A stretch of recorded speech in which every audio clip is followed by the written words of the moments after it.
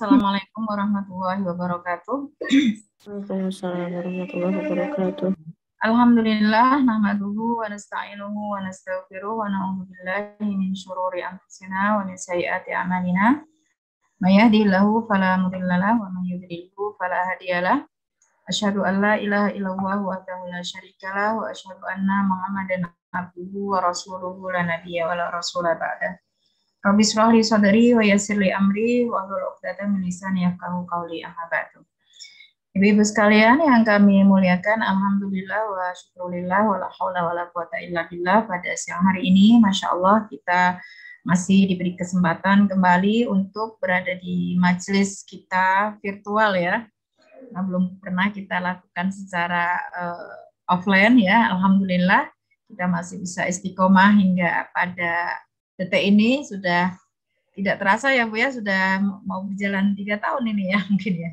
Alhamdulillah wa syukurillah ya, karena dalam hidup itu yang paling berat itu adalah istiqomah ya dalam kebaikan. Banyak sekali rintangannya dan sampai pada saat ini kita masih diberikan keistiqomahan oleh Allah Subhanahu wa taala, meskipun ya pesertanya naik turun begitu ya. Mudah-mudahan teman-teman yang lain segera bergabung ya, karena dulu awal-awal kan cukup banyak ya Bu ya, sampai hampir berapa tuh, 40-50-an ya. Ya mudah-mudahan Iya, 30-an. Ya, 30-an ya. Alhamdulillah, ala kulli hal, mudah-mudahan yang sedikit ini hasil dari seleksi yang benar-benar istiqomah begitu ya. Dan kita tetap berharap dan juga berdoa mudah-mudahan teman-teman yang lain turut bergabung kembali ya bersama kita, sehingga majelis kita ini lebih barokah lagi ya, lebih luas lagi begitu harapannya. Salawat dan salam juga kita sampaikan kepada Rasulullah Muhammad SAW. Semoga kita diberikan keistiqomahan untuk menjadikan beliau sebagai teladan dalam hidup kita sehari-hari, karena tidak ada teladan yang lebih baik melebihi beliau Rasulullah SAW. Baiklah ibu-ibu sekalian, untuk tema kita pada siang hari ini, sebagaimana sudah disampaikan tadi ya, di awal pembukaan, kita akan membahas tentang kesalahan-kesalahan dalam sholat, dan ini mungkin dibutuhkan beberapa kali pertemuan ya ibu-ibu ya, karena cukup panjang nih. Ini kami ringkas dari satu buku ya, jadi agak banyak pembahasannya ya, nanti sebisanya, karena kita selang-seling juga dengan kajian tafsir yang kemarin sudah kita mulai ya, tafsir surat Ar-Rahman, gitu, supaya tidak bosan gitu.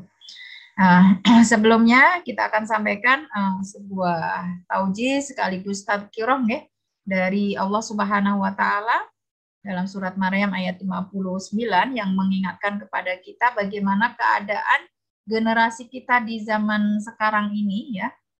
Juga kaitannya dengan sholat itu sudah disampaikan oleh Allah di dalam Al-Qur'an ya. Fa khalafa min ba'dihim khalfun adha'us shalah wattaba'us syahawat fasawfa yalqawna ghayya. Akan datang ya sesudah mereka, yaitu kita semua, generasi khalaf ya, generasi yang datang setelah masa Rasulullah dan masa sahabat itu, semakin jauh dari masa beliau itu, penggantinya itu ya semakin jauh dari sholat ternyata, kata Allah gitu ya. Adha'us shalah, menyia-nyiakan sholat ya. Maka sekarang ya, untuk anak-anak sudah dewasa pun itu tidak mudah ya kita suruh untuk disiplin sholat dan sebagainya.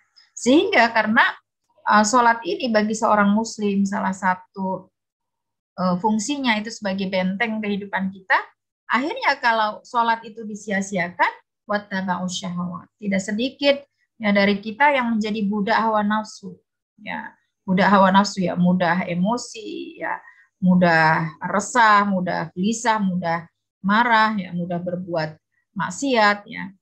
Nah, itu akan berakibat pada amalan mereka yang tidak sesuai lagi dengan petunjuk Islam. Fasawfa yalqawna ghayya. Nah, ghayyun itu lawannya daripada hidayah. Hidayatul amal. Ya.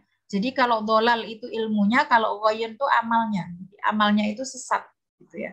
Amalnya tidak lagi sesuai dengan apa yang menjadi ketetapan dalam syariat ya. Ini kondisi yang digambarkan oleh Al-Qur'an 1400-an tahun yang lalu Ibu. Dan apakah ini benar? Ya seperti itulah begitu ya. Nah, kondisinya. Maka kita bisa simpulkan juga apa yang disampaikan Al-Quran itu tidak meleset ya. Dalam surat Al-Baqarah ayat 45 ya, meskipun kita semua tahu setiap permasalahan yang Allah ciptakan itu ada solusinya, dan di antara solusi itu kita diharapkan memohon pertolongan kepada Allah melalui apa? Bisabri wassalah. Ya, kesabaran dan sholat kita. Ya, insya Allah setiap ada masalah kita larinya kepada dua hal ini, insya Allah masalah itu bisa diselesaikan dengan baik. Karena hidup itu tidak mungkin tanpa masalah, tapi yang terpenting masalah seberat apapun kita dikuatkan oleh Allah ya untuk mencari penyelesaiannya begitu. Tapi ternyata kata Allah ini benar gitu ya. Maksudnya benar fakta yang ada di lapangan, wa innaha lakabiratun illa 'alal khasyiin. Siapa-siapa yang setiap kali mendapatkan permasalahan itu meningkatkan kesabaran mereka, juga mengevaluasi sholat mereka, ya, meminta tolong kepada Allah dengan sholat, itu merupakan tindakan dan sikap yang berat. Benar-benar berat, kata Allah. La kabirah illa 'alal khasyiin. Kecuali mereka yang sudah mencapai pada titik sholat yang khusyuk. Ya, ini menjadi evaluasi kita begitu ya. Nah, padahal Rasulullah SAW menyampaikan di sini ya bahwa kualitas sholat kita itu ternyata kalau kita renung-renungkan gitu ya, belum pernah ada yang sampai pada nilainya sempurna ya ibu-ibu ya. Coba ibu-ibu yang ada di sini, ada nggak yang sudah pernah sholat meskipun hanya 2 rakaat ya, mohon maaf ya, dari takbiratul ihram sampai salam itu benar-benar khusyuk, tidak ada gangguan. Adakah yang pernah mengalami itu atau mampu sampai pada titik itu? Kalau saya sendiri belum pernah, Bu. Ya. Dan ini sesuai dengan apa yang diberitakan oleh Rasulullah ya. Inna rojula layan sorifu wa makutibalahu ya. Ketika seorang laki-laki ya, siapa saja kita gitu ya, siapapun yang selesai dari sholat, kemudian setelah selesai kan ditetapkan pahalanya. Tapi ternyata di antara orang-orang yang sholat itu hanya berhak mendapatkan usyru sholatihi ya, 1/10, autus uha atau 1/9, tumunuha, subuha, sudusuha, khomusuha, rubuha, sulusuha, nisfuha ya, sampai terakhir itu setengahnya, nggak sampai Rasulullah lebih dari itu ya. Jadi kalau misalnya kita sholat 5 menit itu bisa fokusnya bisa jadi hanya hanya 3 menit atau 2 menit setengah begitu ya. Nah, kenapa demikian? Karena sesungguhnya bagi kita yang sedang sholat itu, pahala yang kita dapatkan itu hanyalah dari sholat yang benar-benar kita fokus gitu. Rasulullah sampaikan di sini, laisa laka min sholatika illa ma aqalta minha. Ya, kamu tidak mendapatkan pahala dari sholatmu selain daripada apa yang kamu renungkan, yang kamu khusyuk di dalam sholat tersebut. Gitu ya. Nah ini Rasulullah sampaikan, sehingga dengan kondisi seperti inilah sebelum beliau wafat, itu sholat ini menjadi wasiat yang terberat yang Rasulullah sampaikan. Ya. As-salah wassalah wa ma malakat aymanukum. Bagaimana kita harus memperhatikan sholat ini sampai diulang 2 kali oleh Rasulullah. Juga bagaimana mereka yang masih memiliki budak diharapkan untuk memberikan apa yang menjadi hak-hak budak tersebut dengan baik, gitu ya. Ya. Ibu-ibu sekalian yang kami muliakan, ya, kenapa sih kita kok sulit sekali untuk meraih sholat khusyuk itu ya? Nah, sulit tidak ibu-ibu? Untuk bisa sholat benar-benar khusyuk gitu, sulit ya? Itu karena memang sulit ya Bu ya. Memang syaitan yang dikirimkan untuk menggoda kita saat kita pengen banget merasa khusyuk menikmati sholat itu bukan syaitan yang kelas-kelas kelas-kelas kopral gitu, bukan Bu, kelas jenderal, militan Bu.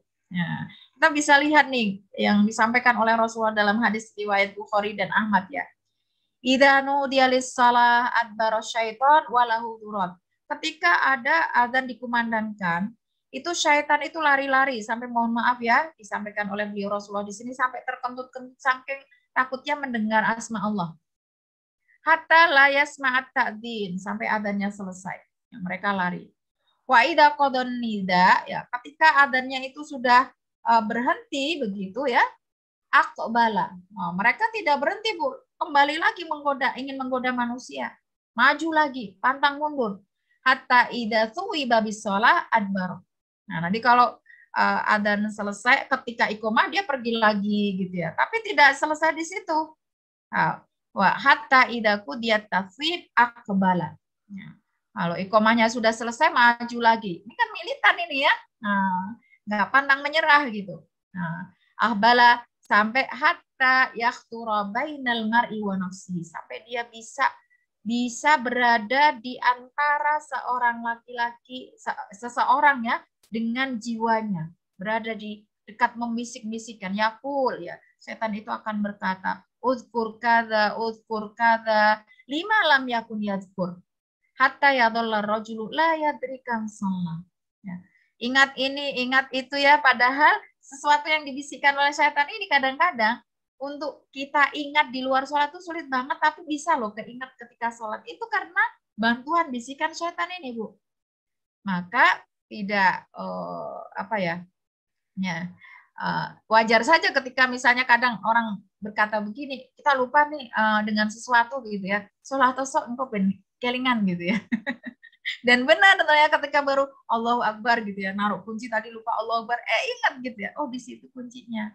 Nah, terus apa yang harus kita ucapkan? Harusnya setelah selesai sholat bukan alhamdulillah saya jadi ingat kunci saya ketika sholat, bukan harusnya astagfirullah gitu ya. Harusnya kan kita sholat itu aqimus sholata lidzikri ya, untuk mengingat Allah gitu ya. Tapi kenapa kita mengingat yang lainnya? Maka ya itulah kenapa Rasulullah Shallallahu Alaihi Wasallam memerintahkan kita untuk membaca istighfar selesai sholat. Padahal sholat kan ketaatan gitu, bukan kemaksiatan. Nah, ternyata ada kemaksiatan dalam ketaatan. Ya maksudnya gimana? Sholat itu ketaatan, tapi kenapa kita bermaksiat dalam sholat kita? Kita mengingat yang lainnya, gitu ya. Sampai-sampai kalau bisikannya itu dahsyat, kadang-kadang kita tidak sadar ini sudah berapa rakaat, kata Rasulullah. Ya, hatta yadhallar rajul la yadri kam shalah. Lupa udah berapa rakaat ya. Itu karena ini ya bisikan daripada setan. Ya, seperti itulah ya Ibu-ibu ya. Nah, dari sinilah Ibu-ibu sekalian yang kami muliakan.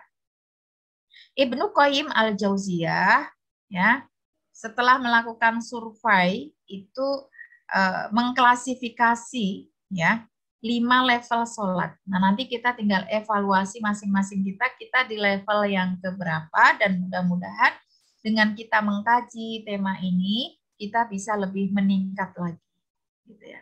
Level pertama itu disebut sebagai sholat mu'aqab. Level kedua sholat muhasab. Level ketiga sholat mukaffar anhu. Level keempat sholatun musabun. Level kelima muqarrab ila rabbihi. Nah, kita akan sampaikan level-level ini ya.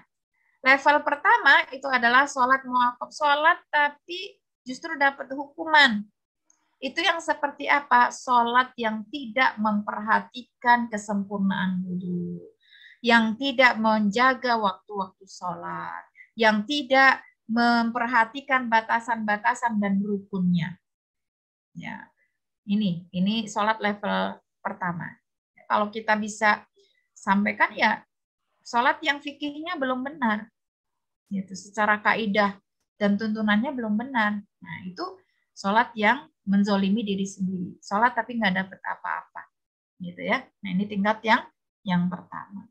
Kemudian tingkat yang kedua adalah sholatun muhasab, yang diperhitungkan, gitu ya. Nah, sholat yang diperhitungkan adalah sholat yang dilakukan oleh mereka yang memelihara waktunya, batasannya, rukun-rukun lahiriah. Jadi sebatas lahiriah dan wudunya. Artinya di sini secara fikih gerakan, syarat rukun sudah benar. Hanya saja, ya, misalnya 5 menit dia sholat itu dia hanya bisa fokus 1 menit saja. Nah, ini baru tingkat kedua, gitu ya. Jadi di sana kalau bahasa Rasulullah luar biasa, Bu, benar gitu ya. Kalau kita renungkan itu, yuhaditsu nafsahu, ngobrol sama dirinya, gitu ya. Misalnya sebagai contohnya gini, hari ini saya mau masak apa ya? Oh iya, di kulkas kan masih ada tempe. Tempe dimasak apa ya? Buat orek deh gitu. Punya sapi enggak? Nah gitu ya. Ngobrol sama dirinya sendiri. Ini level kedua. Jadi secara fikirnya udah benar, tapi hatinya itu berbicara dengan dirinya, yaitu atas bisikan-bisikan syaitan. Nah ini ya, ini di level kedua. Insya Allah lewat ya Bu ya kita ya, insya Allah ya. Nah ini level ketiga. Nah, level ketiga itu mukaffar anhu. Nah, ini yang sholat sudah memberikan faidah, menggugurkan dosa-dosa kita, mengampuni dosa-dosa kita. Di mana sholat ini secara fikihnya, ya, lahiriahnya sudah benar fikihnya. Kemudian batinnya, hatinya, tetap masih ada bisikan-bisikan, tapi ada perlawanan dari dia. Begitu ada bisikan masuk, dia keraskan bacaan supaya bisikan itu tidak mempengaruhi dirinya misalnya. Berusaha konsen gitu ya supaya tidak berpengaruh pada dirinya. Nah, ini di level yang ketiga. Ya minimal mudah-mudahan kita berada di level ini. Ya, jadi jangan diikuti itu ada bisikan terus diteruskan ngobrol sama dirinya. Itu nanti level kedua. Nah, sholat yang seperti ini sudah masuk ke sholat yang bisa menggugurkan kewajiban dan menghapuskan dosa-dosa. Kalau yang level 2 tadi baru menggugurkan kewajiban. Level pertama tidak. Artinya sholatnya tidak sah level pertama tadi. Gitu ya. Nah, ini. Sholat yang level pertama tadi sholatnya tidak sah. Kalau level kedua sah, ya, tapi sebatas sah saja. Sah itu gugur kewajibannya. Kalau yang level ketiga ini sah dan dia mendapatkan ampunan dosa karena sholatnya. Kemudian level keempat adalah apa tadi? Sholatun mu'aqab, sholatun muhasab, mukaffar anhu. Nah, ini sholatun musabun. Ya, level yang keempat ini. Selain sah, menggugurkan dosa, dapat pahala. Nah, ini sudah masuk ke kategori sholat yang berkualitas. Sudah mampu mencapai tingkat kekhusyuan yang lebih baik dari level ketiga tadi. Dan ini karena dia terus-menerus berlatih ya untuk menentang bisikan-bisikan yang sering muncul ketika sholat. Sehingga kalau yang level 3 tadi barangkali khusyuknya masih 60 ya, makbul gitu, bisa diterima. Kalau yang keempat ini sudah di atas 70 gitu, atau 80 ya. Nah ini ada 3 keutamaan, sholatnya sah, gugur kewajiban, dosanya diampuni, dan mendapatkan pahala dari sisi Allah Subhanahu wa taala karena hatinya sudah menikmati ya sholat yang dilakukan. Ya. Nah, yang level paling tinggi ini ya, muqarrab ila rabbihi. Sholat yang dilakukan seorang hamba dengan begitu nikmatnya karena dia ingin tempat yang dekat dengan Rabb-nya. Jadi dia lebih banyak mengingat Allah dalam sholatnya, hanyut ya. Hatinya merasa diawasi oleh Allah. Dia sholat dengan penuh cinta, pengagungan kepada Allah Subhanahu wa taala. Ini sholat yang ihsan ya. Seakan-akan Allah memperhatikan kita sehingga kita begitu berhati-hati ya dalam gerakan-gerakan kita, dalam bacaan kita gitu ya, sehingga udah otomatis ketika kita merasa seperti itu ya bisikan-bisikan tidak akan hadir dalam pikiran kita gitu ya. Nah, ini sering disampaikan oleh para ulama, inilah derajat sholatnya orang yang memiliki kedudukan seperti para wali, para nabi itu sudah sampai di sini. Dan itu semua didapatkan bukan begitu saja, tapi dengan terus berlatih untuk bisa khusyuk di dalam sholat. Ya. Nah, tinggal kita evaluasi masing-masing, kita berada di level berapa, dan mudah-mudahan kita bisa terus meningkatkan ya level sholat kita. Begitu ya Ibu ya. Nah, karena yang akan kita bahas ini tentang kesalahan-kesalahan dalam sholat ya. Kesalahan-kesalahan pun itu ada levelnya. Ya, ada levelnya. Di sini supaya mudah saya buat sesuai dengan level dan letaknya gitu ya. Nanti kita bahasnya sesuai dengan letaknya biar apa nih namanya? Mudah begitu ya. Biar sistematik gitu. Untuk dilihat dari levelnya, ibu-ibu sekalian, kesalahan sholat itu ada 2 level. Ya, level yang berat, kesalahan berat itu sampai menjadikan sholat kita batal. Ya. Ini kesalahan yang menyangkut dengan syarat dan rukun sholat. Itu jadi batal sholat. Orang sholat tapi sholatnya nggak sah, itu tadi level pertama tadi. Gitu. Kemudian yang kedua, tidak sampai batal, sholatnya masih sah, akan tetapi pahala dan keutamaannya itu berkurang, tidak sempurna. Ini kesalahan-kesalahan yang nanti menyangkut dengan hal-hal yang wajib dilakukan dalam sholat, ya sunnah-sunnah, keutamaan-keutamaan, gitu ya. Itu tidak sampai menjadikan sholat kita tidak sah, tapi berkurang ya kesempurnaan pahalanya. Adapun ditinjau dari letaknya, di sini saya bagi 3 ya, sebelum sholat, ya ini nanti menyangkut dengan syarat dan adab. Kemudian ketika sholat, ya menyangkut dengan rukun-rukun dalam sholat, baik itu kaitannya dengan gerakan ataupun bacaan. Kemudian setelah sholat, ya ini sama seperti sebelum sholat ya, menyangkut sunnah-sunnahnya dan adab-adab setelah sholat. Ya. Nah, ini kita akan bahas satu persatu. Kita mulai dari poin pertama ya, kesalahan-kesalahan sebelum sholat. Yang pertama, ya, ini adalah tidak menyempurnakan wudhu.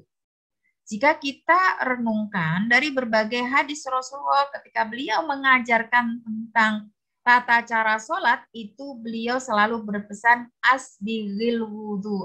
Bukan hanya wudhu lah, tapi asbigil wudhu. Dalam redaksi lain disebutkan ahsinul wudhu, perbaiki wudhumu, sempurnakan wudhumu. Kenapa Rasulullah berpesan seperti itu? Karena ternyata dari wudhu saja itu masih banyak orang yang tidak memperhatikan kesempurnaannya. Padahal Rasulullah SAW sampaikan dalam hadis Bukhari ini, miftahus salati at-tahur, tahrimuha at-takbir, tahliluha at-taslim. Kunci daripada sholat, ya, kesempurnaan sholat itu dilihat dari kesempurnaan wudhunya. Artinya kita sholat ibarat rumah begitu ya, kita tidak akan bisa masuk rumah tanpa kunci. Nah, kuncinya untuk bisa masuk ke dalam sholat itu ya wudhu.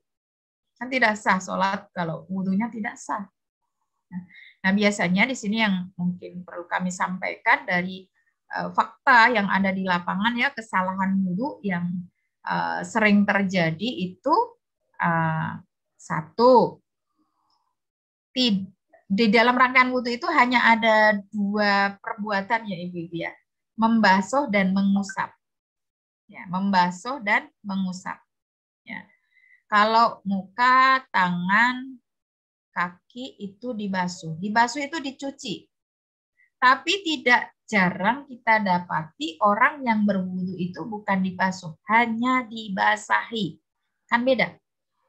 Yang penting basah. Kalau dibasuh itu harus dicuci, dibersihkan, digosok gitu ya. Nah, itu. Kemudian kepala atau rambut, telinga itu diusap. Ya. Tidak ada ciprati atau basahi, itu tidak ada. Kadang kan orang berwudu ceprit gitu ya. Nah, itu udah keliru. Nah, atau dibasahi nih anak-anak biasanya pas air gini tumpahin begini ya. Nah, ini padahal perintahnya itu famsahu, usaplah. Gitu. Terutama di poin membasuh kaki itu hampir banyak sekali ya di kita yang tidak membasuhnya, membasahinya. Gitu.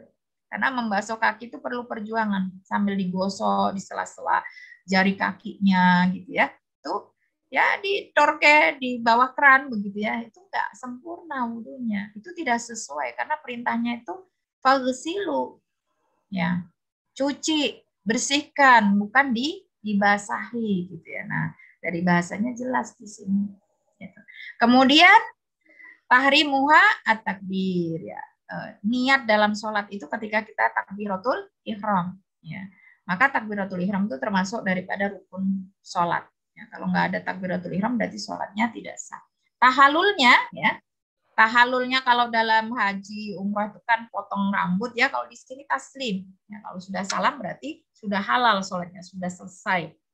Nah, ini yang disampaikan oleh Rasulullah. Kesalahan yang pertama adalah tidak menyempurnakan wudhu ya. Nih, kemudian yang kedua, mengabaikan bau mulut. Tapi kalau ini insya Allah tidaklah ya gitu. Ini mungkin malah justru banyak terjadi di kalangan, mohon maaf ya, orang-orang Timur Tengah gitu ya. Kan mereka suka lalapan terutama bawang bombay ya Bu ya. Nah ini sampai disebut oleh Rasulullah secara khusus man akala thauman au basolat ya. Nah kalau kita mungkin tidak langsung bawang bombay atau bawang putih ya. Kita tuh kalau makan gudangan ya Bu, mohon maaf ya, gudangan atau pecel itu kan biasanya bawang putihnya mentah. Gitu. Nah, bawang putih yang mentah itu biasanya meninggalkan bau. Nah, jika itu terjadi, maka sebelum sholat hendaknya kita perhatikan. Karena kalau tidak, termasuk kesalahan, sebagaimana disebutkan oleh Rasulullah di sini. Nah, maka Rasulullah menyebut man akala tauman au basolan falyatazilna au qala falyatazil masajidana falyaqut fi baitihi gitu. Ini cukup menyinggung ya. Nggak usah jangan ikut sholat bersama kami, sholat aja di rumah gitu. Kenapa? Karena mengganggu, ya mengganggu jamaah yang lain begitu. Kalau di kita ya mungkin lalapnya bukan bawang putih, bawang merah atau bawang bombay ya Bu ya. Lalapnya apa Bu, pete misalnya, habis makan pete, makan jengkol gitu ya. Ya itu hendaknya diperhatikan. Dan Rasulullah ini seorang yang sangat luar biasa menjaga bau mulut ibu-ibu. Maka kemanapun beliau pergi, di saku beliau itu selalu ada siwak. Ya. Dan saking harmonisnya beliau Rasulullah itu setiap kali akan bertemu keluarganya, atau dalam kurung itu istrinya, itu beliau pasti membersihkan bau mulutnya dulu. Maka ketika Aisyah ditanya, sebelum ketemu Rasulullah masuk rumah itu apa yang dilakukan oleh beliau? Beliau bersiwak gitu ya. Karena di riwayat lain disebutkan Rasulullah itu sangat terganggu ketika ada bau yang tidak sedap dari mulut. Nah ini baik mulut beliau maupun orang lain, maka beliau menjaga betul. Gitu. Karena kita juga nggak nyaman ya Bu ya, meskipun misalnya mohon maaf ya sedang puasa gitu ya, tapi kan ada tipsnya supaya tidak bau mulut. Meskipun sedang puasa bau mulutnya lebih wangi dari bau kasturi, tetap saja kan tidak nyaman ketika kita berbicara, berkomunikasi, ngobrol sama seseorang tapi non saya mengeluarkan bau mulut begitu kan. Nah, di sini ini luar biasa. Nah, ini bukan hanya di dalam sholat, maka kita belajar dari sholat ini ya. Bagaimana Rasulullah sangat memperhatikan sampai di situnya. Kemudian yang ketiga ya, tidak memperhatikan waktu sholat. Ya, tidak memperhatikan waktu sholat. Padahal sholat ini ada waktu-waktunya. Ya, Allah Subhanahu Wa Taala sampaikan dalam surat An-Nisa ya, fa'aqimus sholat inna sholata kanat 'alal mu'minina kitaban mauquta. Dirikanlah sholat karena sesungguhnya sholat itu merupakan kewajiban yang sudah ditetapkan waktunya. Jadi kalau sholat di luar waktu itu menjadi sholat yang tidak sah. Harus dipastikan sudah masuk waktu sholat dan jangan sampai keluar dari waktu sholat. Terutama sholat subuh. Ya. Ada nggak ibu-ibu sholat subuh jam 6? Jam 7, jam 9, ada mboten Bu? Ada nggak? Nggak ada kan? Maka di dalam hadis itu Jibril mengajarkan Rasulullah tentang waktu sholat itu secara terperinci. Ya, awal dan akhir sholatnya. Itu. Artinya di luar itu tidak boleh. Apalagi beliau Rasulullah sampaikan dalam hadis lain ya, innalillahi haqqan billail la yaqbaluha bin nahar, walillahi haqqan bin nahar la yaqbaluha billail. Allah itu memiliki hak yang harus ditunaikan di malam hari yang itu tidak bisa ditunaikan atau tidak diterima oleh Allah ketika kita menunaikan di siang hari dan sebaliknya begitu ya. Harus pada waktunya. Jadi kalau kita misalnya kesiangan bangun ya 5:30 kita baru sholat padahal sebenarnya sudah sudah habis itu ya. Waktu fajarnya sudah muncul itu sinar mataharinya, kemerah-merahannya, itu tidak bisa dinamakan sholat subuh. Gitu. Namanya apa? Mengqodok sholat subuh. Nah ini nanti masuk ke kategori sholat yang level pertama tadi. Gitu ya. Belum sesuai fikihnya. Gitu. Nah ini maka boleh saja kalau memang kita sesekali kelelahan atau sakit atau kecapean itu nggak masalah, tapi kalau menjadi kebiasaan ini jadi masalah gitu ya. Nah ini jadi tidak boleh dianggap remeh, karena mohon maaf ada pernah ya di kajian saya itu yang bertanya ibu-ibu gitu. Kebetulan beliau itu suaminya kerjanya LDR ya di luar kota. Dia punya 3 balita itu kecil-kecil, rempong gitu ya. Jadi kalau pagi repot sekali, kakak yang pertama sudah harus sekolah di TK atau PAUD gitu ya.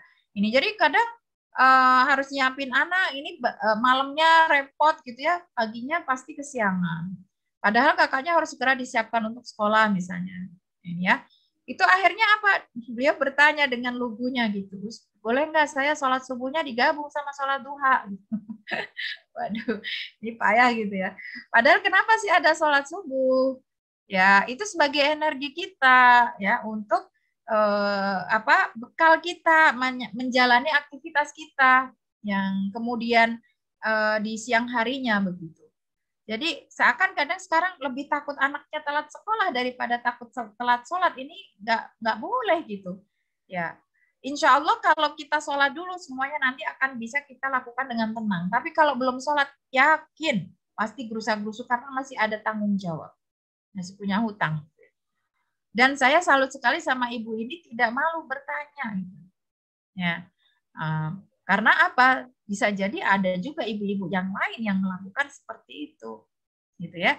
Kadang-kadang anak-anaknya, mohon maaf nih, anak-anaknya telat bangun, ya, lebih ditekankan untuk segera sekolah daripada sholat.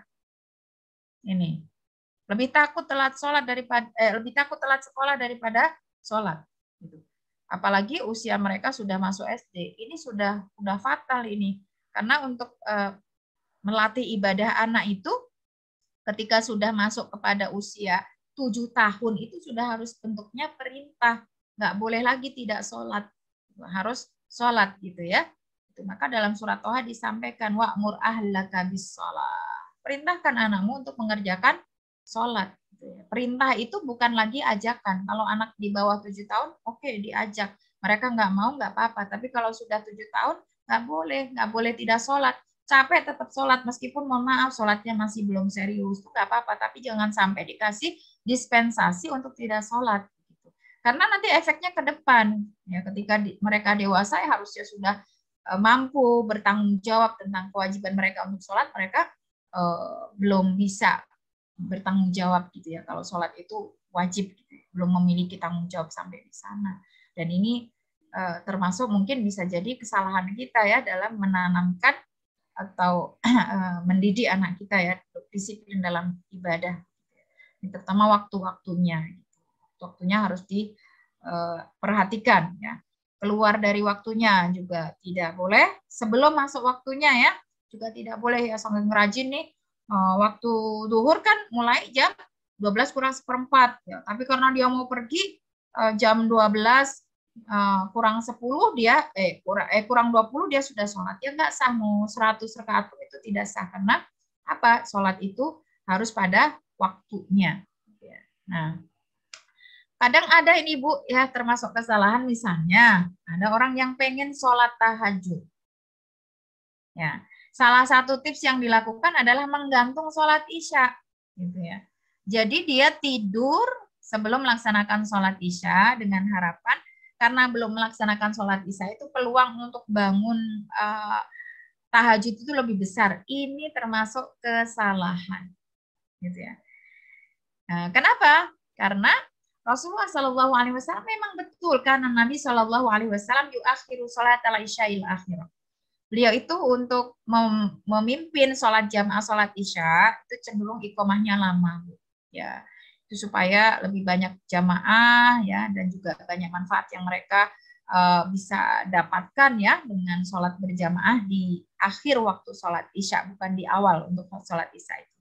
Tapi di sini di dalam hadis riwayat lain beliau sampaikan man nama qabla al-isya fala anamallahu ainahu. Siapa yang tidur sebelum selesai melaksanakan sholat isya, sesungguhnya dia tidak sedang tidur yang sebenar-benarnya. Ya, ini. Apalagi jika kita tengok pendapat ulama tentang batas akhir waktu sholat isya. Kalau yang sholat-sholat lain itu kan batas akhirnya sampai ketemu waktu sholat yang berikutnya, begitu ya Bu ya. Misalnya akhir sholat duhur ya sampai ketemu waktu sholat asar begitu. Tapi untuk sholat isya ini ada beberapa ulama yang berpendapat batas akhir waktunya bukan sebelum subuh, tapi adalah tengah malam. Nah, padahal biasanya kita bangun tahajud itu ya setelah tengah malam kan, sepertiga malam terakhir. Sehingga kita mengejar sunnah, tapi yang wajib kita abaikan. Nah, ini termasuk kesalahan. Ya, ya boleh kita mengakhirkan sholat isya, tapi jangan sampai sebelum tidur belum sholat isya. Nah, itu pesan kita ya dari hadis ini. Begitu. Kemudian yang keempat adalah termasuk kesalahan sebelum sholat itu pakaian sholat yang seadanya. Ini terutama mohon maaf ya di kalangan kita para ibu-ibu. Gitu ya.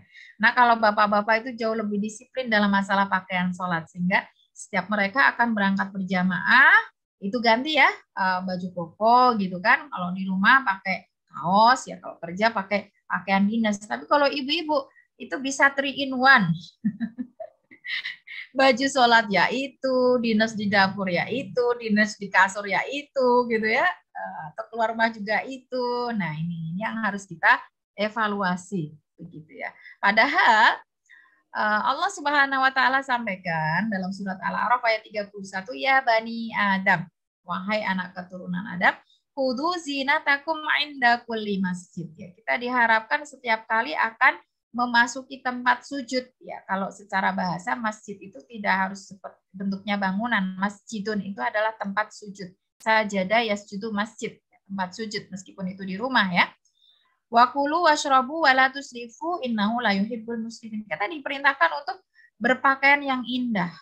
Yang indah itu tidak harus baru, tapi ya yang bersih ya, yang rapi. Nah, seperti itu yang diharapkan ketika kita sedang sholat gitu. Jadi pakaiannya harus diperhatikan ya. Kemudian kesalahan yang lain ya sebelum sholat ini khusus wanita, terutama mohon maaf di hari Jumat itu kan kadang-kadang yang tinggal di kampung seperti kampung saya itu para wanita juga ikut Jumatan ke masjid gitu ya. Atau mungkin sholat Idul Fitri begitu ya. Ini ada yang dilarang ya di dalam syariat, dan termasuk kesalahan adalah ketika justru kita mau berjamaah ke masjid kita semprot wewangian yang luar biasa menyerbak gitu ya, semerbak begitu ya. Nah ini beda ibu-ibu, kesalahan bagi wanita. Kalau laki-laki tidak apa-apa gitu ya. Apalagi di situ ada majelis laki-laki. Kalau kita mungkin khusus perempuan sih tidak apa-apa ya. Kalau tidak berkemungkinan untuk ketemu dengan laki-laki tidak masalah. Kalau ketemu laki-laki itu kata Rasulullah kullu ainin zaniyah almar'atu ida ista'tarat, dan diksi yang dipilih Rasulullah ini luar biasa. Ista'tarat itu pakai wewangian supaya tercium wanginya. Nah, maka parfum bagi wanita itu ada yang boleh, ada yang tidak. Yang boleh itu bukan ista'tarat agar dicium baunya, tapi supaya meredam bau badan, itu boleh. Ya, yang meredam itu dari kejauhan tidak tercium, kalau dekat baru tercium. Ya, terciumnya ya, membuat orang nyaman begitu. Karena sama-sama perempuan juga kalau kita bau badan tuh kan nggak enak juga ya Bu ya, seperti juga bau mulut gitu. Makanya kalau kita pakai wewangian agar seperti deodoran, body mist atau ya parfum yang untuk wanita itu yang lebih soft gitu ya. Itu jangan dekat-dekat dengan laki-laki. Dibatasi jaraknya ketika ngobrol, komunikasi, interaksi seperti itu. Karena boleh sebenarnya, tapi bukan untuk dicium. Ya, untuk menghilangkan atau meredam bau. Gitu ya.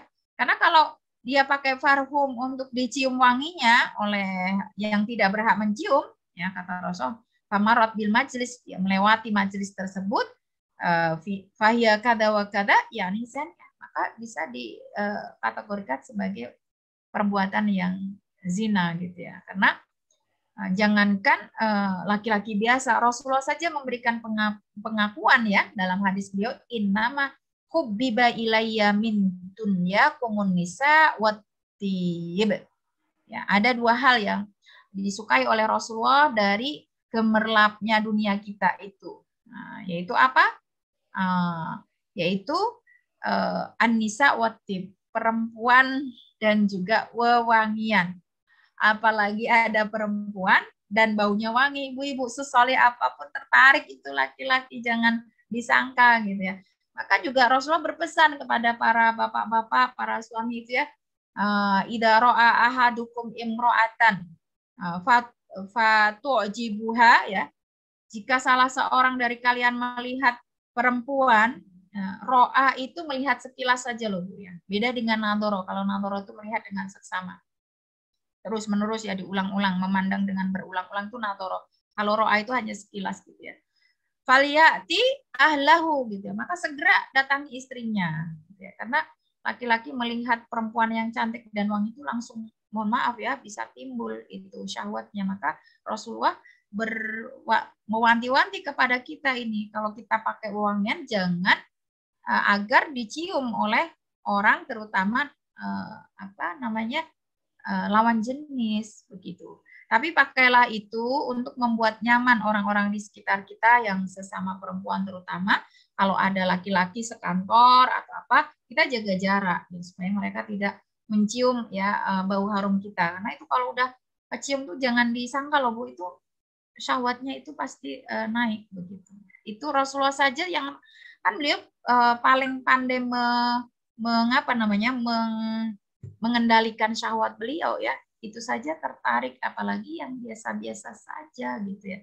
Jadi jangan dikira yang soleh itu tidak tertarik dengan yang wangi-wangi atau yang cantik-cantik begitu. Maka syariat memberikan panduan dalam ini. Di sini. Jadi jangan justru ke masjid jamaah pakai parfum begitu ya. Yang wangi gitu, semerbak gitu.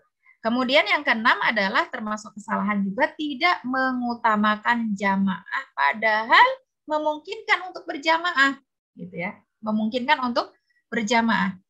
Nah, ini banyak sekali ya keterangan dari para ulama ya, bahwa sesempurna-sempurnanya sholat yang dilakukan secara sendirian itu tidak bisa melebihi seburuk-buruknya sholat yang dilakukan dengan berjamaah.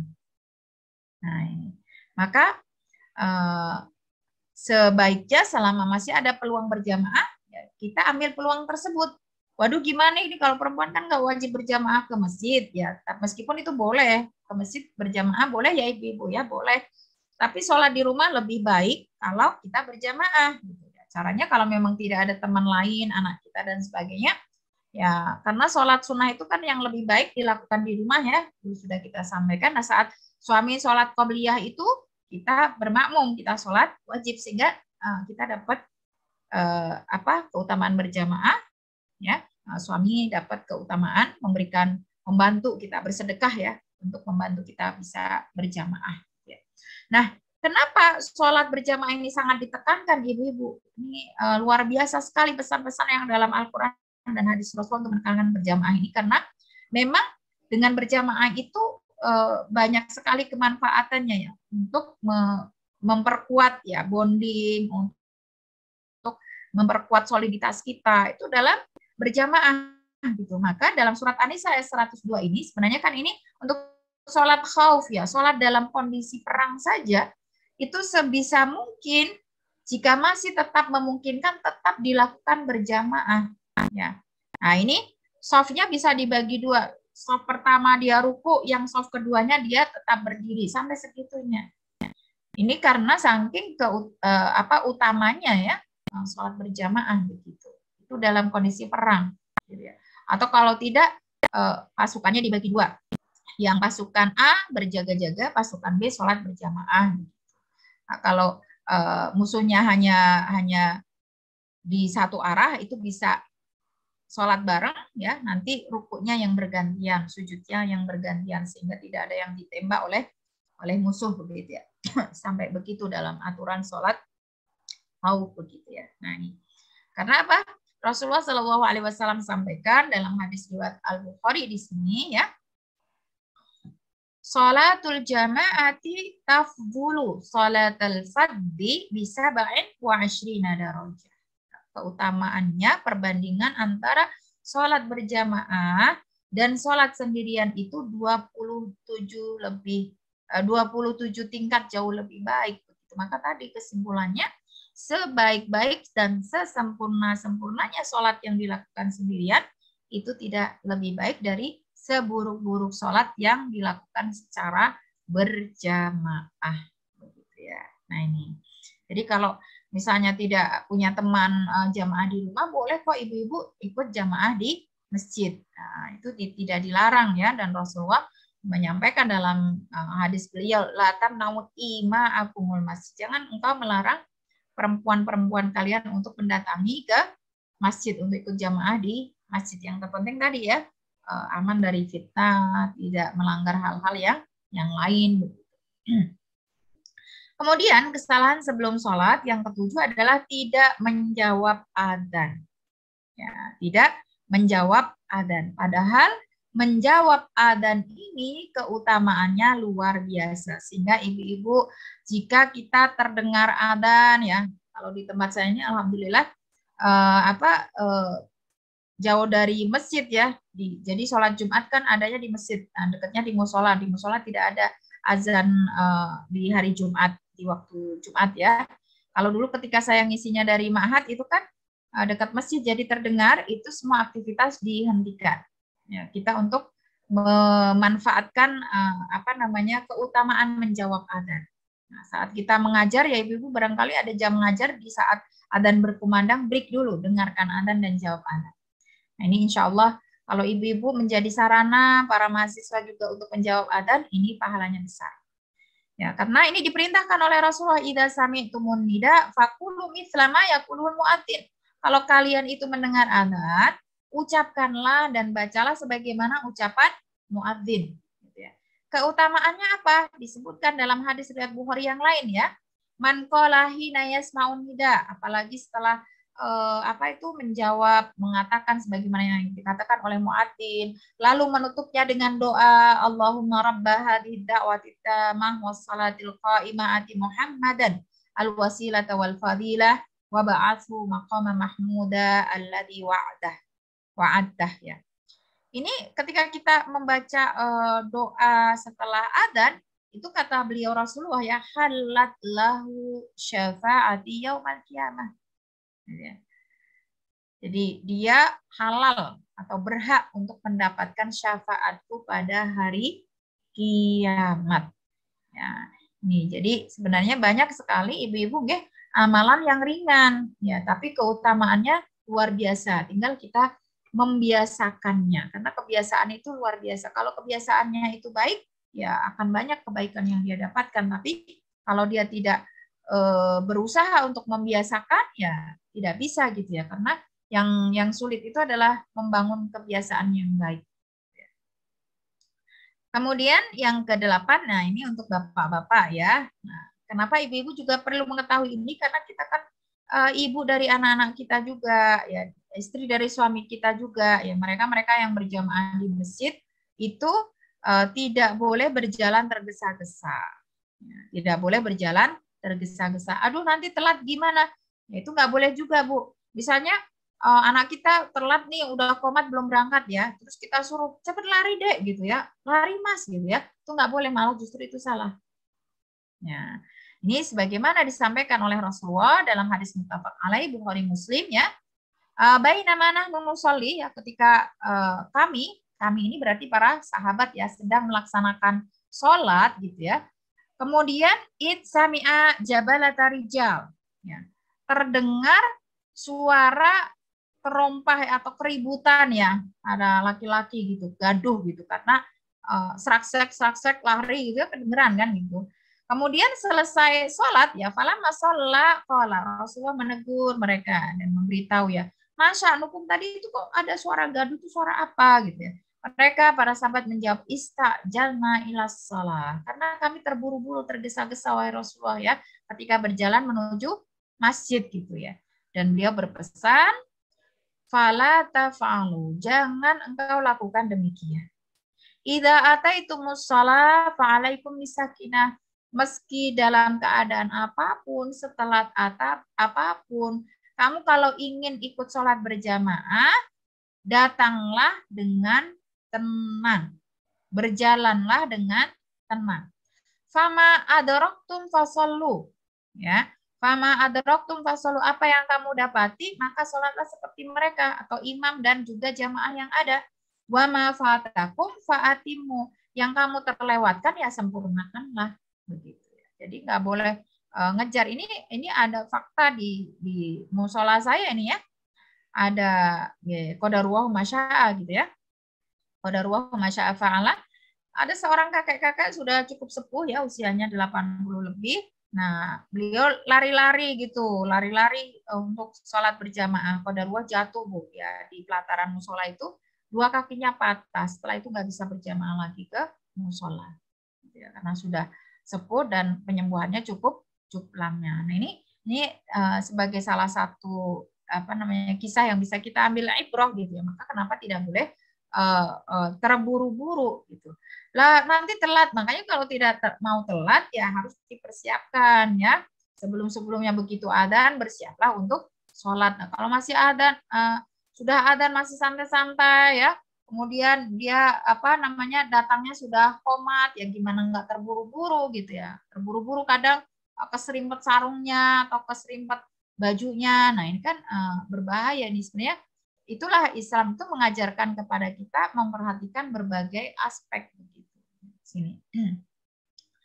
Kemudian yang ke-9 adalah tidak berjalan sambil berdoa. Ya, karena ada doanya ya. Hal ini tidak sampai mengganggu kualitas sholat sih, karena ini hanya anjuran saja begitu ya. Yang tadi juga demikian ya. Di luar sholat yang tidak sampai mengganggu ya kualitas sholat kita. Tapi keutamaan kita itu berkurang ya, karena kita meninggalkan apa yang disunahkan oleh beliau Rasulullah Shallallahu Alaihi Wasallam ya.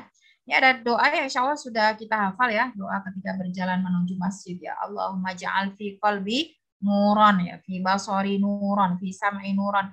Ini doanya artinya luar biasa ya Allah, jadikanlah dalam hatiku cahaya, penglihatanku juga cahaya sehingga saya tidak melihat hal-hal yang tidak mendatangkan ridhomu ya, mendengarkan hal-hal yang tidak mendatangkan ridhomu gitu ya. Wa an yamini nuron ya, sebelah kananku cahaya, sebelah kiriku cahaya, atasku cahaya, kemudian bawahku juga jadikanlah cahaya, depanku cahaya, belakangku cahaya.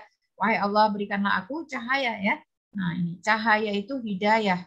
Ya, di antara makna di sini. Mudah-mudahan dengan doa ini kita senantiasa diringankan oleh Allah untuk pergi pulang ke masjid ya. Karena tidak sedikit ya ibu-ibu ya, di antara kita itu sudah terbang kemana-mana ya, kuat kemana-mana, goes kemana-mana, itu kuat. Tapi berjalan ke masjid belum tentu kuat.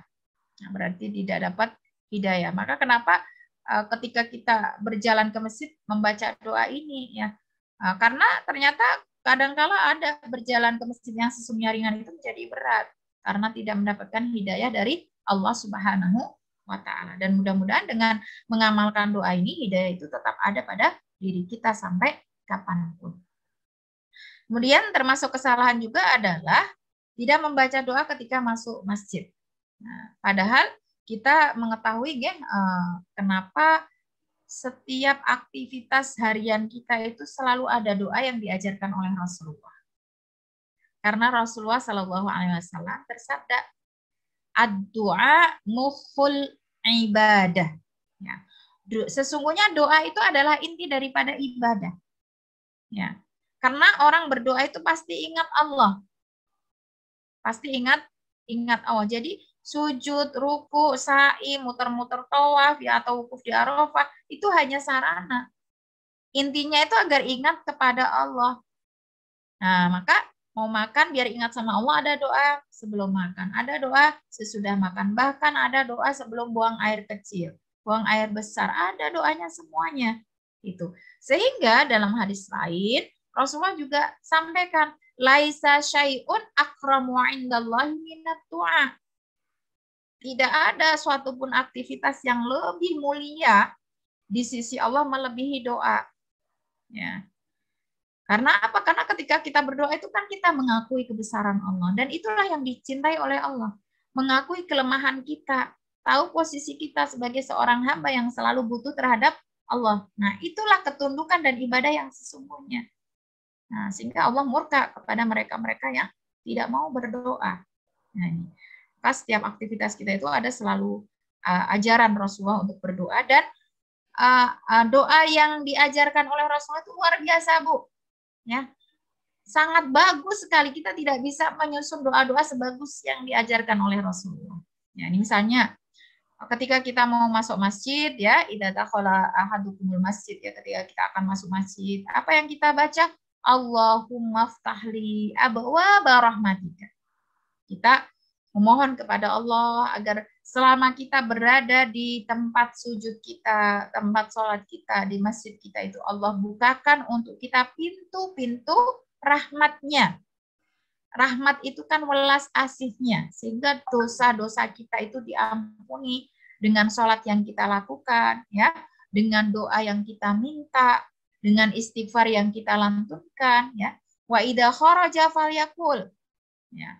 Kalau dia keluar dari masjid, Allahumma inni as'aluka min fadlik. Nah, ya Allah, aku mohon kepadamu di antara karunia. Maksudnya apa ini diksi yang dipilih oleh Rasul ini? Kita kan ada ibadah mahdoh, ada ghairu mahdoh. Ya. Fadlun itu di antara terjemahnya adalah rizki. Jadi mencari rizki itu juga termasuk ibadah. Ya, kita sudah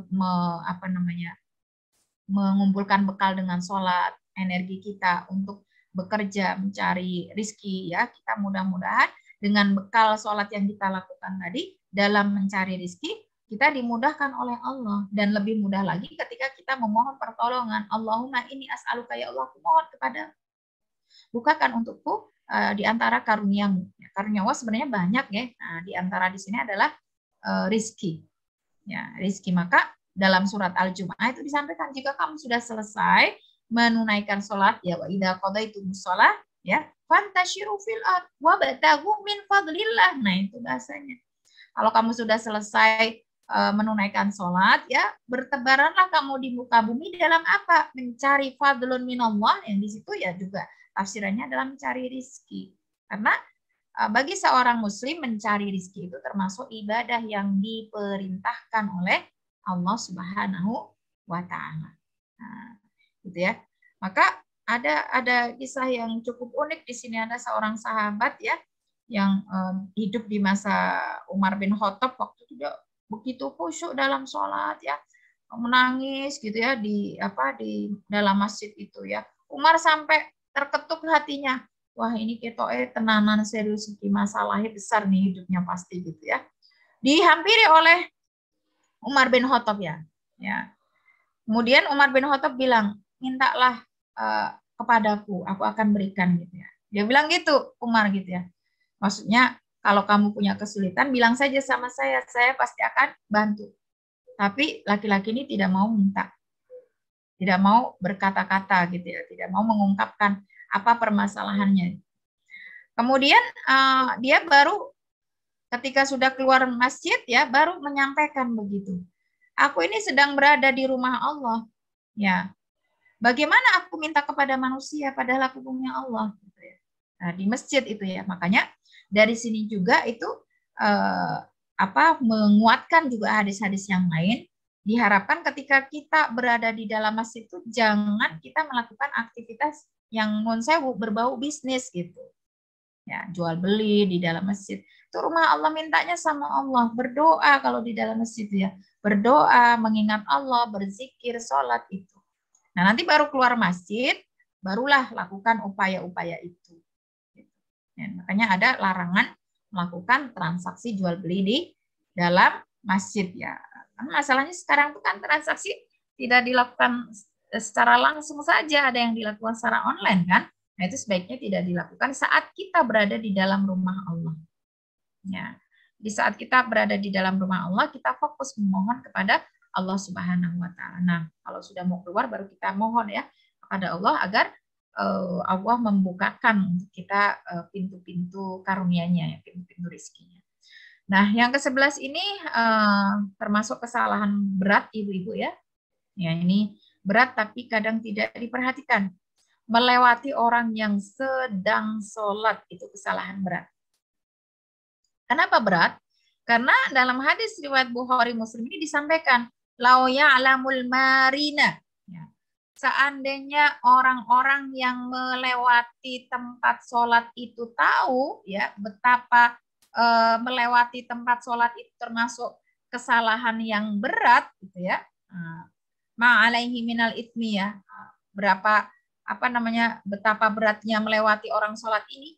Lakana an yakifa arba'ina khairon lahu min an yamurra baina yadaihi. Ya. Seandainya seorang itu tahu betapa buruknya melewati orang yang sedang sholat, itu ya, dia tahu dosa besarnya, itu niscaya dia akan menghukum dirinya dengan berdiri selama 40 tahun. Itu jauh lebih baik. Nah, ini kan nggak imbang banget ya, berdiri selama 40 tahun itu lebih baik daripada punishment yang cukup ringan daripada lewat di depan orang yang sedang sholat.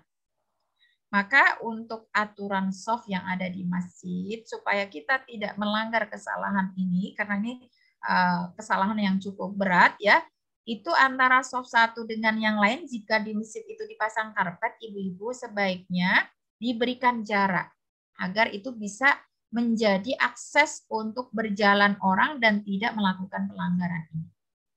Gitu ya, karena karpet yang ada di masjid kita itu kan difungsikan juga sebagai satroh ya, batasan kita untuk tidak dilanggar, untuk tidak dilewati orang, begitu ya. Itu dikasih jarak antara depan dan belakang supaya ada orang lewat tuh tidak melewati tempat sujud kita, tidak melewati tempat sholat kita, gitu ya. Ini kemudian yang ke-12 adalah tidak melaksanakan tahiyatul masjid. Ya, ini tahiyatul masjid ini sangat ditekankan ya, sehingga banyak sekali riwayatnya yang itu saling menguatkan satu dengan yang lain ya.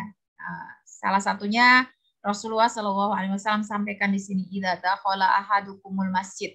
Jika kalian itu masuk masjid, ini kapan saja ibu-ibu ya, khusus sholat tahiyatul masjid dan sholat jenazah itu tidak dibatasi waktu. Kita masuk ba'da subuh boleh, kita masuk ba'da asar boleh, kan ada larangannya sholat ba'da subuh dan sholat ba'da asar ya, tapi untuk tahiyatul masjid tidak ada larangan. Karena mengambil keumuman dari hadis ini, kapan saja waktunya umum.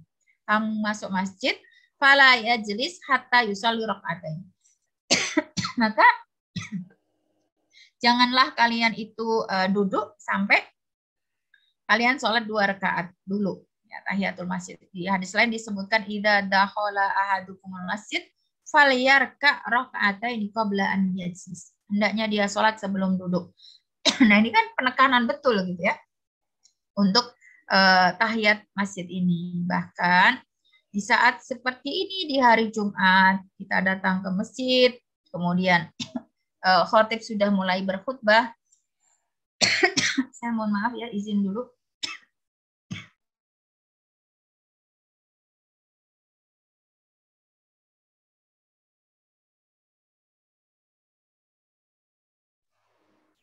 Itu kita tetap disunahkan untuk melaksanakan tahiyatul masjid. Gitu ya.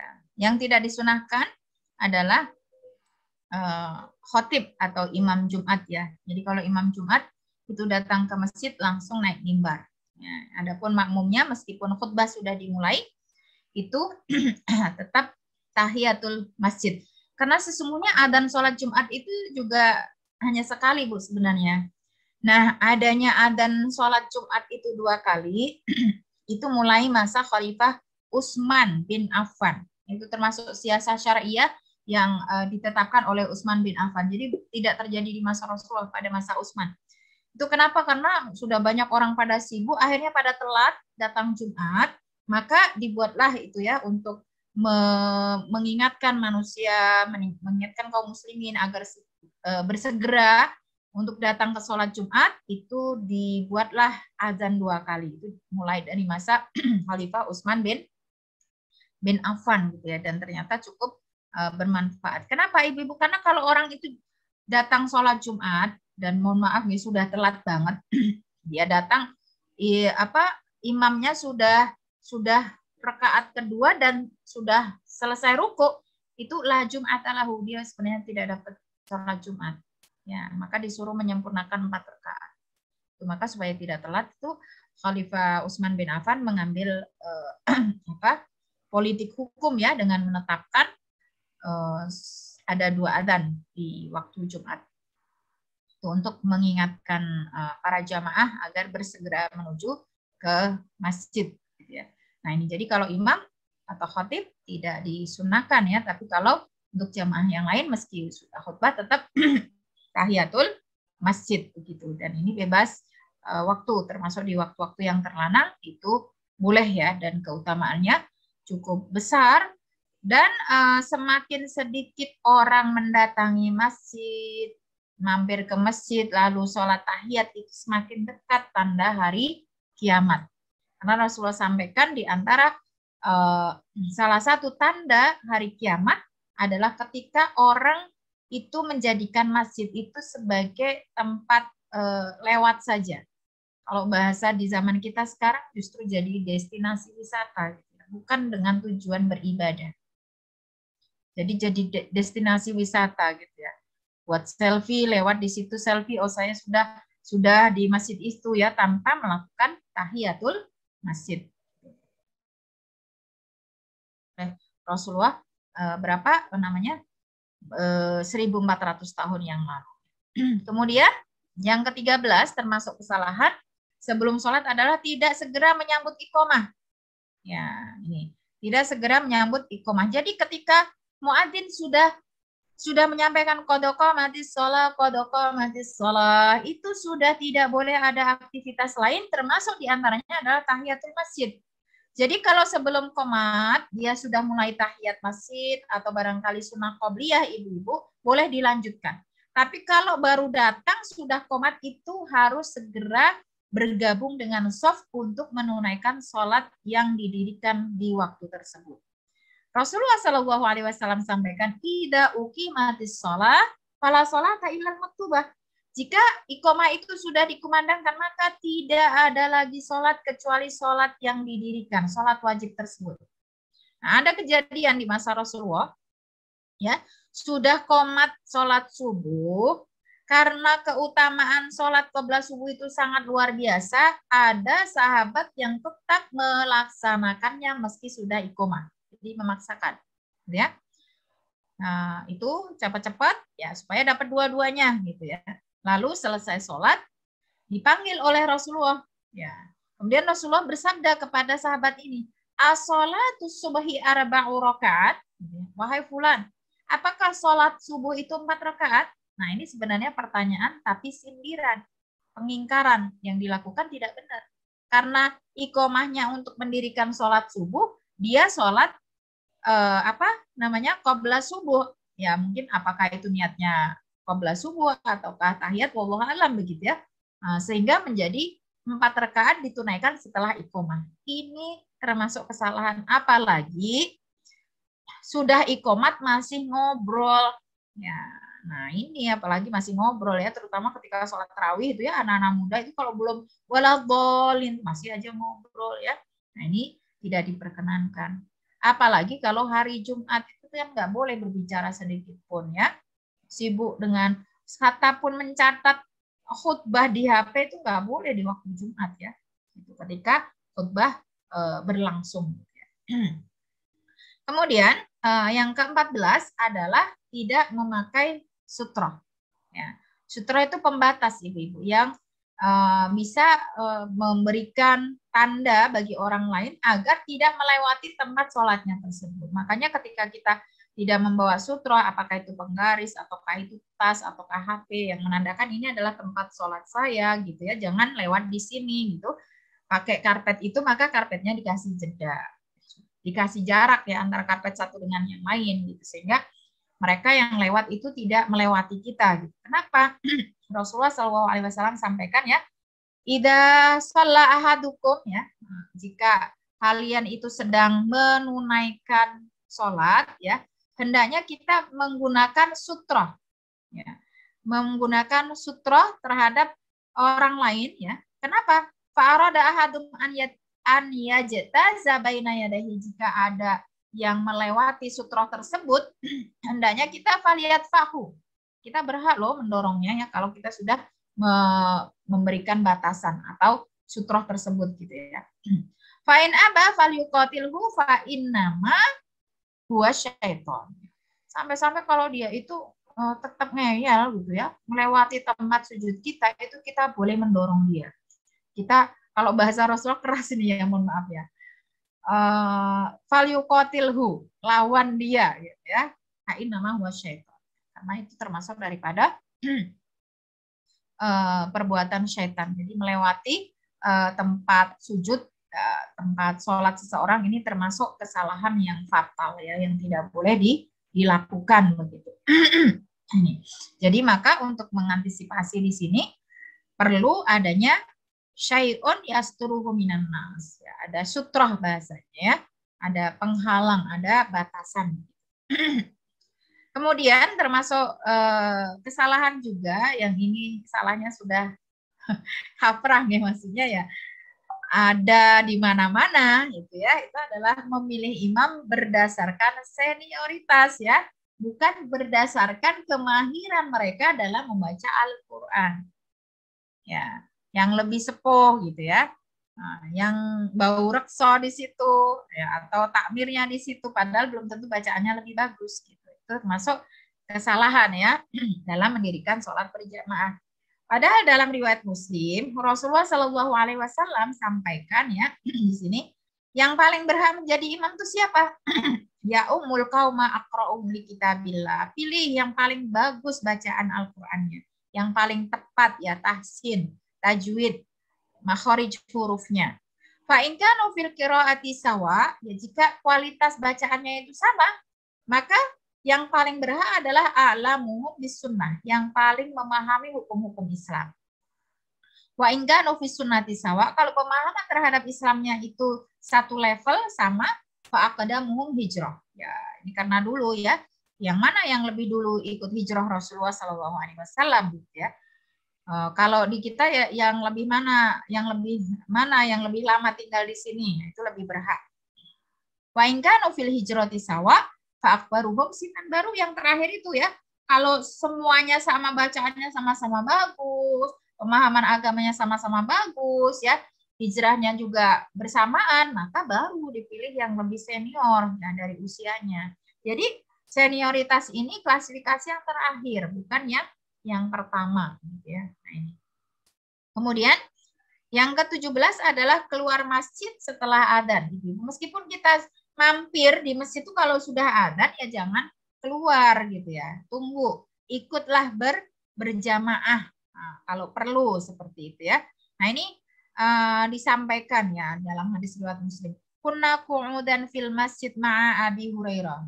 Ini para sahabat sedang duduk-duduk bersama Abu Hurairah di dalam masjid ya, Masjid Nabawi, karena Abu Hurairah ini termasuk ahlus suffah ya, tidak punya rumah, jadi tinggalnya sehari-harinya di masjid gitu ya. Fa'adzanal muadzin. Ya, kemudian berkumandanglah adzan oleh seorang muadzin. Faqama rajulun minal masjidi fayamshi. Ya. Justru ketika adzan malah dia pergi dari masjid. Ya, dia berjalan keluar dari masjid. Fa'at ba'ahu Abu Hurairah. Nah, saat itu diikuti oleh Abu Hurairah. Nah, dilihat oleh beliau. Fa'at ba'ahu Abu Hurairah basarahu, dilihat hatta kharaja minal masjid. Ya, ternyata laki-laki ini keluar dari masjid. Maka Abu Hurairah itu menegur laki-laki tersebut. Faqala Abu Hurairah, amma hadza faqad asa Abul Qasim. Ya, sikapmu seperti ini itu termasuk kamu bermaksiat ya, tidak mentaati Rasulullah Shallallahu Alaihi Wasallam. Sudah adzan kok malah meninggalkan masjid, harusnya ikut berjamaah di sini gitu. Kadang kan, mohon maaf nih, kita janjian sama teman ya, ketemu di mana? Di masjid ya, ngobrol. Terus sudah adzan tuh jangan malah justru pergi. Nah, ini juga menjadi catatan bagi kita ibu-ibu. Kadang-kala kan kita ngadain kajian di masjid nih. Nah, kalau kajian tersebut mepet sampai waktu adzan, mestinya jangan bubar, ikut jamaah di situ. Kalau kita ingin sholat di rumah, dipertimbangkan ya, menyelesaikan kajiannya 1/4 jam sebelum adzan dikumandangkan. Kenapa? Karena kalau kita sudah dengar adzan malah kita pulang karena kajian sudah selesai, itu keliru. Gitu. Ya, kita dipanggil sama Allah malah kita menjauh dari panggilan tersebut gitu ya. Kemudian tadi ini sudah saya singgung ya, ke-18 adalah membahas masalah keduniaan di dalam masjid ya. Nah, ini disampaikan oleh Rasulullah dan ini nyata ya. Ya'ti 'alan nasi zamanun. Akan ada suatu masa di mana manusia kebanyakan itu yahlikuna fi masajidihim wa laisa humumum ilad dunya. Mereka berhalakoh di masjid, berkumpul di masjid, ketemuan di masjid, janjian di masjid. Tapi tujuan mereka berkumpul-kumpul itu membahas dunia. Ya, mendiskusikan tentang urusan dunia. Nah, orang-orang yang seperti ini kata beliau Rasulullah walaisa lillahi fihim hajatun fala tujalisuhu. Allah tidak butuh terhadap mereka-mereka yang mendatangi rumah Allah untuk membahas urusan duniawi. Kalau itu ada, jangan kalian bergabung dengan halakoh-halakoh tersebut. Jika ada lanjutan tanya jawab, kita lanjutkan tanya jawab supaya sholat kita tidak terlalu telat, begitu ya. Nah, jadi kita sudahi sampai di poin ke-18. Kedua nanti kita masuk ke poin 19 insya Allah ya. Bu Sari nanti bisa dicatat ya supaya tidak lupa. Nanti untuk tema yang ini ya berikutnya kita mulai di poin ke-19 ya Bu. Monggo kalau ada pertanyaan silakan.